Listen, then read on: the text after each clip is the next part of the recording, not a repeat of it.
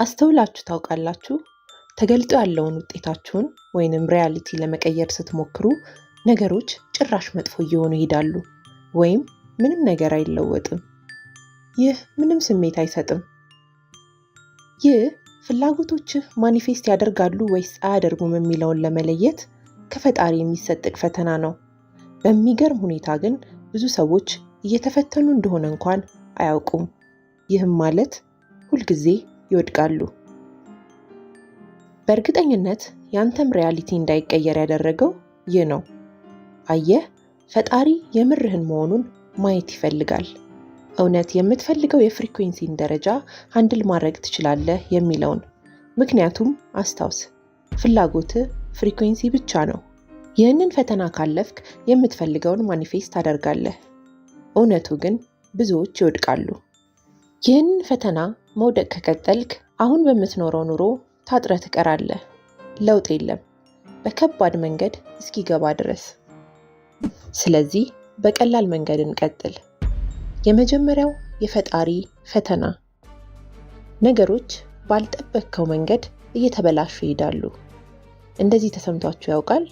ለማደግ በሞከራችሁ ቁጥር ነገሮች ጭራሽ ወደማይሆን አቅጣጫ ይሄዳሉ።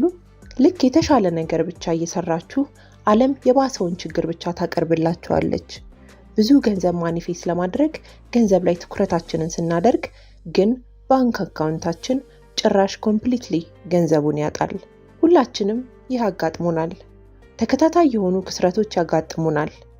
በዚህ ሁኔታ ውስጥ መሆን በውስጣችን የንዴት ስሜትን፣ ግራ መጋባትንና ተስፋ መቁረጥን ይፈጥራል። መንፈሳዊ ሳይንሱ ይህ ነው።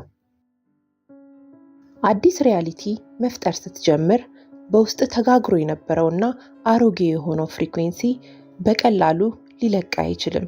ላስፈራራህ አይደለም፣ ግን ይህ ኦልድ ፍሪኩዌንሲ የራሱ የሆነ ኢንቲቲ ወይንም ማንነት አለው። ምክንያቱም እነዚህ ስሜቶች ማለትም በራስ ማፈር፣ ራስን መውቀስ፣ ፍርሃት፣ ንዴት ከፍተኛ የስሜት ክብደት ስላላቸው ራሳቸውን በውስጣቸው በመደጋገም በውስጥህ ማንነትን ፈጥረዋል። ይህ አሮጌ ፍሪኩዌንሲ አንተ በምትመግበው ኤነርጂ ህይወት ዘርቷል። ስለዚህ በቀላሉ ያንተ ስሜት ሆኗል ወይንም ትንሽ ምክንያት ሲያገኝ ይገለጣል።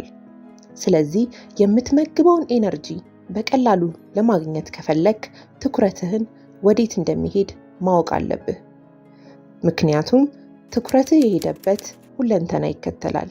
where attention goes energy flows።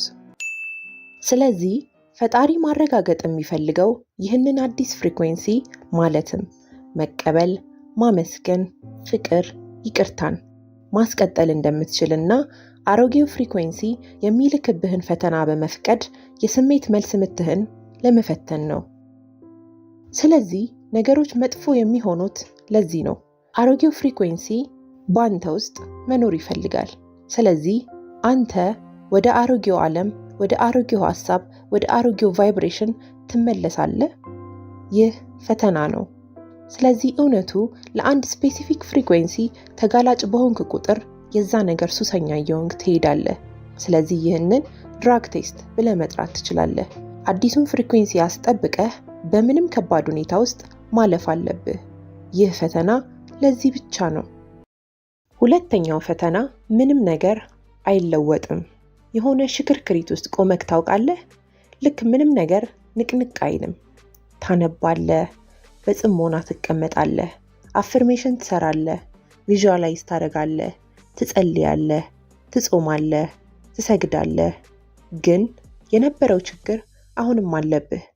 ያ ንዴት፣ ያ ትግል፣ ያ ሸክም አሁንም አለ። እንደውም ይህንን ጥያቄ ሁሉ ጠይቀሃል። ይህ ማኒፌስት ማድረግ የሚሉት ነገር እውነት ነው? ግን እመነኝ፣ ብዙዎች ወደሚያውቁት ፋሚሊያር ወደ ሆነው ኑሯቸው የሚመለሱት እዚህ ጋር ነው። ብዙዎች እኔም ነበርኩበት ግን ውሸት ነው ብለው የሚያወሩት እዚህ ስቴጅ ላይ ስላቋረጡት ነው።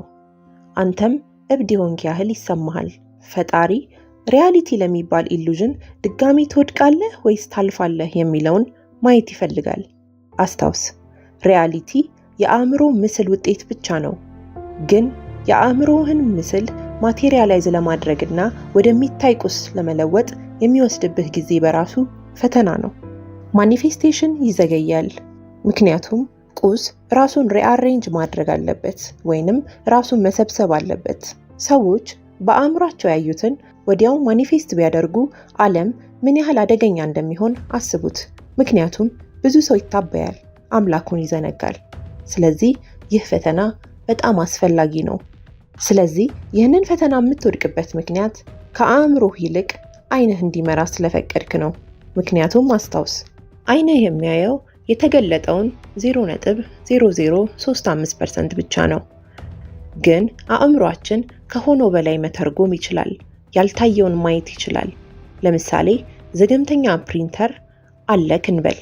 ምንም እንኳን ዘገምተኛ ቢሆንም ዶክመንት ባስቀመጥክበት በዛች ደቂቃ ፕሪንት አድርጎ እንደሚያወጣው ታውቃለህ። እምነት ማጣት የለም። ጥያቄ አይፈጠርብህም። የተወሰነ ጊዜ እንደሚወስድ ታውቃለህ፣ ግን ይመጣል፣ ታውቀዋለህ። ስለዚህ ማኒፌስቴሽን ከዚያ አይለይም። ሴታፕ የተደረገውም እንደዚህ እንዲሆን ነው። ፈጣሪ ምንም እንኳን ዓይኖች የሚያሳዩ ለምስክርነት ባይቀርቡም ፍቅርን፣ መቀበልን፣ ምስጋናን፣ ተስፋን፣ እምነትን እንደምትጠብቅ ማረጋገጥ ይፈልጋል።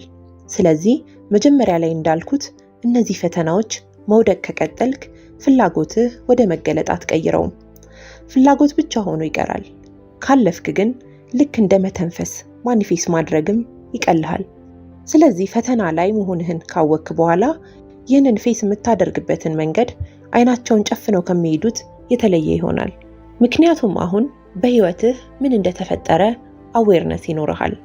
አሁን ምን እየተፈተነ እንደነበረና ፈተናው ምን እንደሆነ አውቀሃል። ጨዋታው ተቀይሯል። አዲስ ሪያሊቲ ላንተ ይገለጣል። ስለዚህ እነዚህን ፈተናዎች ድጋሚ እንዳትወድቅ ሁለት መንገዶች አሉ። አንደኛው መንገድ የአሁኑ ሪያሊቲ የሚወረውርብህን ፈተና አዲስ ፍሪኩዌንሲን ለመለማመድ ተጠቀመው። ያረጀው ፍሪኩዌንሲ በቀላሉ መሸነፍ ስለማይፈልግ በቀላሉ እጅ አይሰጥም። ስለዚህ ራሱን ለማደስና ነፍስ ለመዝራት የስሜት ምላሽ ይፈልጋል። ስለዚህ እንደ ሶስተኛ ሰው ሆነህ በስሜቱ ሳትጠመቅና ሳትሳተፍ ተመልከተው። ይህም ብቻ ሳይሆን ለተፈጠረው ነገር ሁሉ አመስጋኝ ሁን። ምስጋና በደራሽ ውሃ ውስጥ የምታልፍበት መርከብ ነው።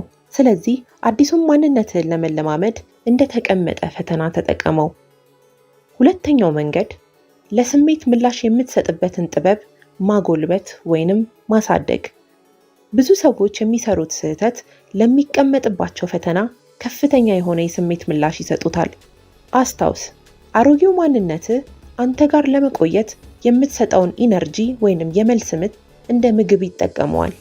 በዚህ ጊዜ የመገንጠልን ወይንም ዲታችመንት የምንለውን ስኪል ማዳበር አለብህ። ለምሳሌ መኪናህን ፓርክ አደረግክ እንበል።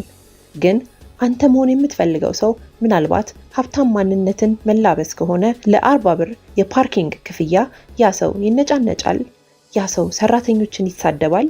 ያ ሰው ለዚህ ብር ብሎ እጅግ ይናደዳል። መገንዘብ ያለብህ ነገር የተወሰኑ እውነቶች የተወሰነ አይነት ምላሾች አሏቸው። እናም አሁን የምታደርገው ነገር መሆን ከምትፈልገው አይነት ሰው ጋር መመሳሰል አለበት። ስለዚህ በየቀኑ ያንን ማንነት መለማመድ አለብህ። በየቀኑ በተለማመድከው ቁጥር ያንን ሰው እየመሰልከው ትሄዳለህ። ከዛ አዌርነስ እና ፍሪኩዌንሲ አንጻር እየኖርክ ስትመጣ የሚቀርበውን ፈተናም በቀላሉ ማለፍ ትችላለህ።